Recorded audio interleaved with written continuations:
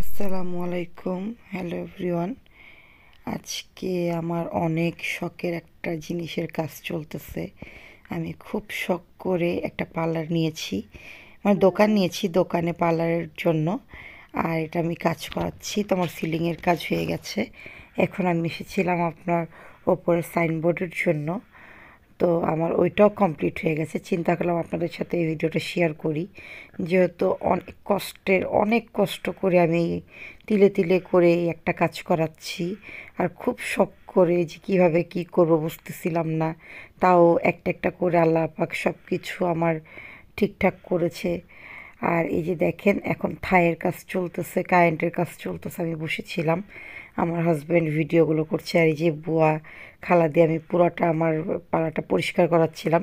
এটা যেদিন আমি পালাটা চালু করব ওই দিনের দিন আপনারা আমার পার্লারের জন্য একটু দোয়া করবেন, আমার জন্য একটু দোয়া করবেন, যেন আল্লাহ পাক আমার পার্লার একটু সুন্দরভাবে চলে আর আমার যেন পার্লারটা আয়োন্নতি হয়।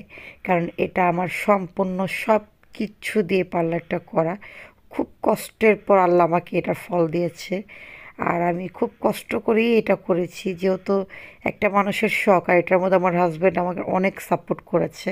শুধু হাজব্যান্ড না, আমার শ্বশুরবাড়ির সবাই আমাকে খুব সাপোর্ট করেছে যে না, ঠিক আছে, তোমার যেহেতু শখ, তুমি এই শখটা পুরা করো।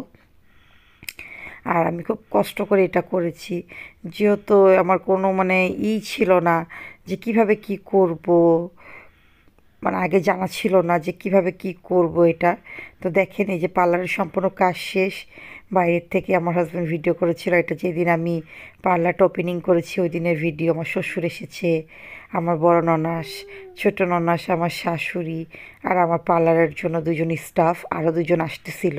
তো ওই দুইজন লেট করে আসছে রাত্রে, তো এটার জন্য ভিডিও নেওয়া হয়নি। আর আমার বড় ননাস আমার জন্য ফুল নিয়ে এসেছিলো।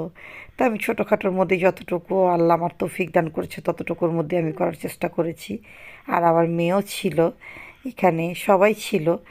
এই যে আমি একটা ছোটো কেক এনেছি, মিলাদ পড়েছে। সবাই আমার জন্য দোয়া করবেন। আল্লাহ হাফেজ।